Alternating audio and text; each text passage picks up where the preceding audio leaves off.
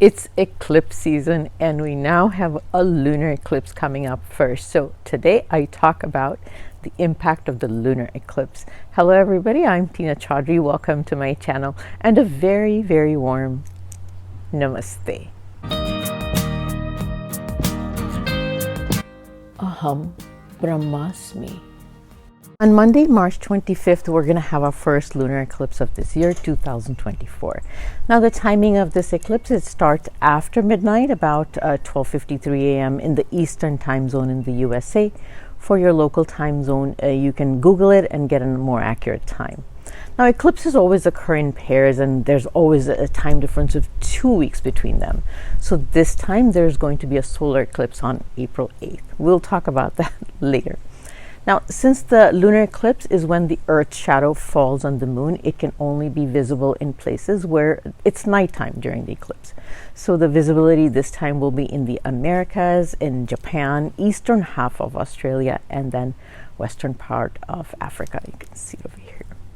Now, I'm always asked the question that, does the eclipse have an impact on the areas that it's not visible in? And the answer is yes. The impact is on the entire world, but the severity of the impact may be more in areas that experienced visibility. So it may have a reduced impact on those areas where it was invisible, but yes, the impact is on the whole world. Now, based on Vedic astrology, Rahu is the north node or the north shadow of the moon, and Ketu is the south shadow of the moon. So it is believed that it is the shadow of either Rahu or Ketu that is cast over the moon or the sun that causes any of these eclipses. So based on this belief, we would understand that eclipses would always occur in the zodiacs where Rahu and Ketu are transiting in.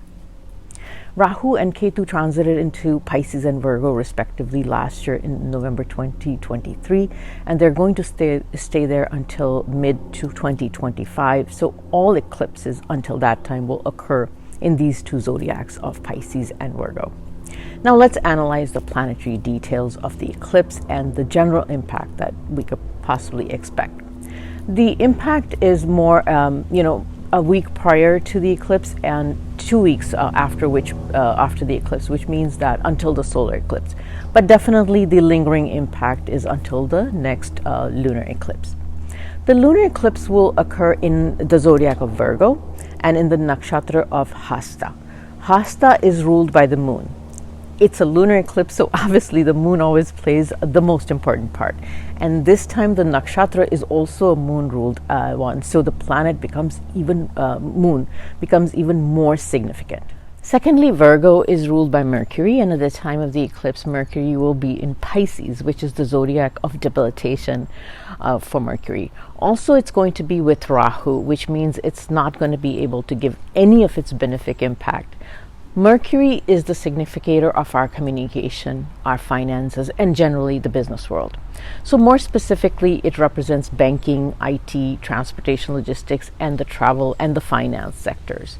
So thirdly, Virgo is the sixth zodiac sign, and it represents some of the challenges of our life, which is our health, our employment, our daily routines, and our karmic debts and loans. Also, our competition and our hidden enemies. So when we put all of these together, what are some of the impacts or predictions that we can come up with? In astrology, the moon represents our mind, emotions, our feelings. It is also the significator of our mother. Moon also represents nourishment and the food that we consume. So at a very specific level, moon represents milk and dairy products as well. So you would understand that this eclipse is going to impact us at a very mental and emotional level in a very, very powerful manner. It could be a time when our hidden emotions and our subconscious patterns suddenly bubble up to the surface and sometimes force us to confront them or handle them. Relationships with our mother may be impacted or become a focus point at this time. So what do you need to do? You need to become very aware that your emotions may be a little out of sync. You could become extra sensitive and your feelings may be hurt more easily. So because of that, it's not the best time to make important decisions or changes in your life. Be very cautious about what you say to others due to the heightened state of mind, high feelings of sensitivity. Mercury is our communication, so be very sensitive to others and be very cautious with your words and speech. You may inadvertently hurt the feelings of others. You didn't mean to, you say something and now their feelings are hurt. Now, some people may even have digestive issues because moon represents food, specifically dairy products. So it's best to eat light, very healthy food. And some of us may even have lactose intolerance issues at this time. But most importantly, it's a time to turn inward, to introspect, and to reflect on one's own inner conflicts and struggles. So find some clarity within your own mental and emotional shadows or the dark places that you've been holding within yourself, and then try to find some inner peace. That's the best thing you can do at this time. What are some of the general mundane world predictions I could possibly make at this time? Obviously, there's going to be some, right? One, it's definitely a financially challenging time for the business world, especially large IT organizations. There's going to be a loss of jobs for a lot of people. And also there's going to be a change in leadership in some of the large global IT organizations. The transportation and logistic industry could face some breakdowns in their systems, or there could be some major disruptions in the sea travel and transport industries. And then, so this could impact supply chain and primarily of food products. Food production could have challenges. Things like crops could get damaged, or other calamities could probably hamper food production at this time. And unfortunately may also see an increase in mental health issues with people. You'll see that with some celebrities probably. What are some of the remedies and things that we can do during an eclipse? Obviously, rituals and practices that are aimed at purification, spiritual growth are recommended during a lunar eclipse, because it is believed that the heightened energy of the eclipse can facilitate transformation and healing for our emotions. You can certainly do some mantra chanting or doing any of your favorite prayers during the eclipse while it's going on. You can just do it longer than just a few minutes, and do it with concentration and focus, definitely. The best thing to do is meditation, because it really helps to calm and still your mind. If you're unable to meditate, then just sitting in isolation, calmness, and focusing inwards and doing some deep introspection is also very, very calming. So I definitely recommend some of those things. Also, I think that because this is in the zodiac of Virgo, and Virgo definitely means your health, it also means working out. Even doing some yoga to calm your mind is going to be very, very helpful at this time. And now I'm sure people want me to give you some predictions on what the impact is going to be of this eclipse on the different ascendants. I made a video, just my last video, which was Ketu transiting in the zodiac of Hasta.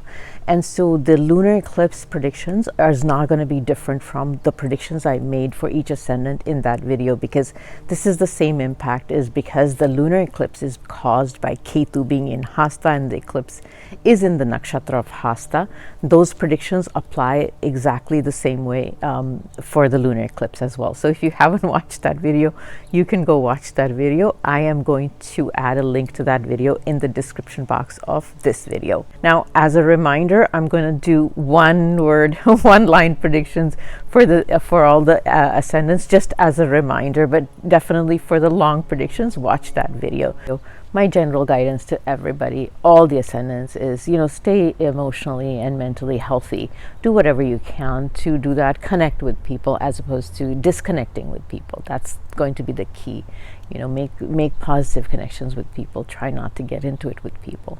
That's what's going to keep all of us mentally very healthy at this time.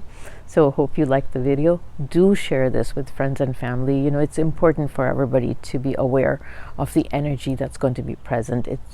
And so people know how to handle this energy that may be present in the universe. And most importantly, if you haven't subscribed to my channel, please, please, please, please do subscribe. For all those people that have subscribed to my channel, thank you so much for doing that. and watching my videos. So here we go. I'm not going to put timestamps this time because it's just one word for each ascendant. Aries, this eclipse is going to be in your 6th house. So 6th house deals with your health issues. So take good care of your health. For Taurus, this eclipse is going to be in your 5th house, and so this rules your relationship with your children if you have children, and it also rules your relationship with your love life. So take care of those 2 matters. Also, make sure that you invest with a lot of care. Don't be risky with making investments.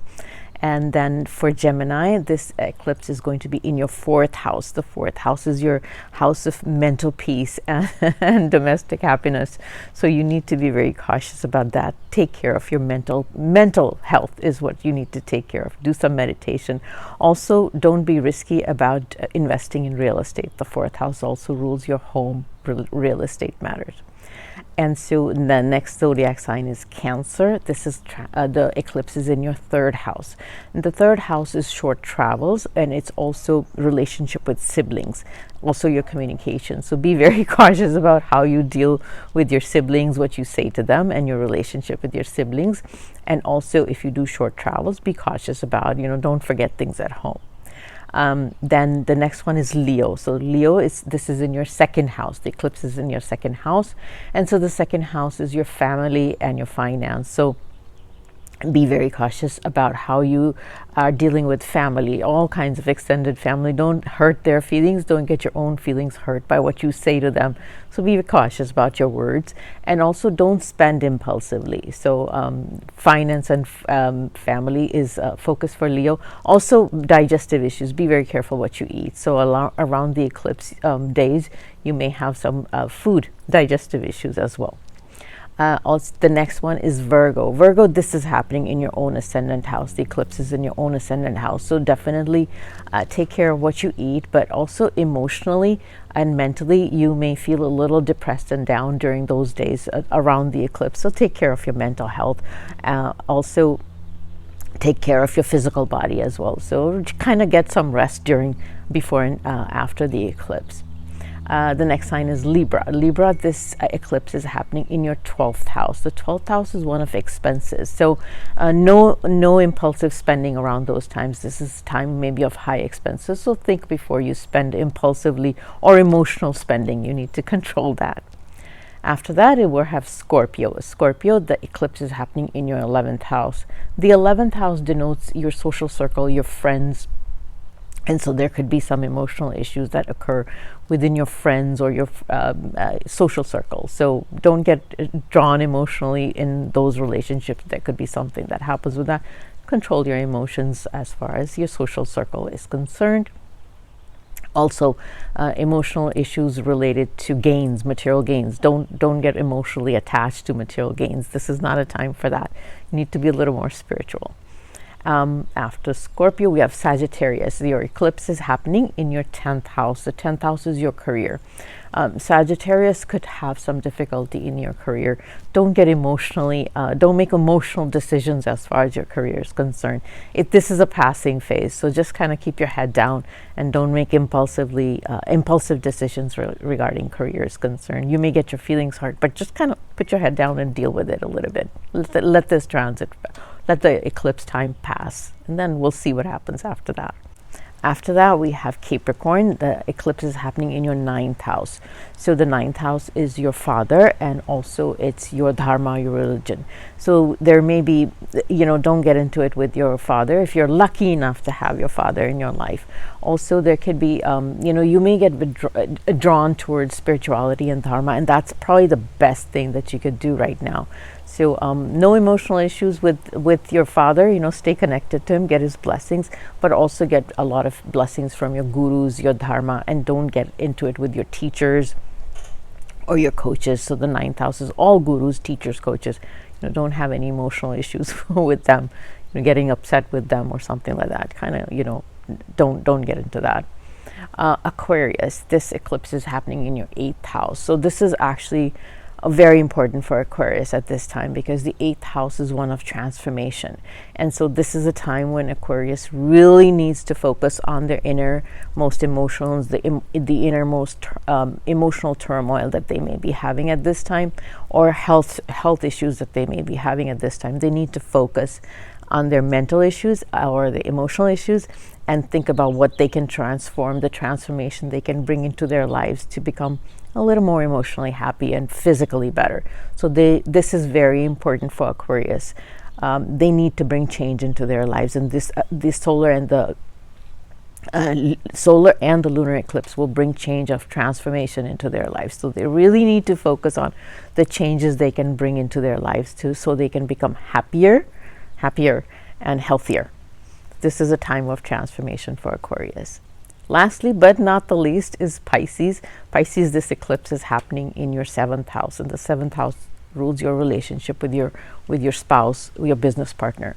So you need to watch that relationship with care. Don't get into it with your spouse or your business partner. Just let the effect of these eclipse pass through. Don't get into emotional issues with them.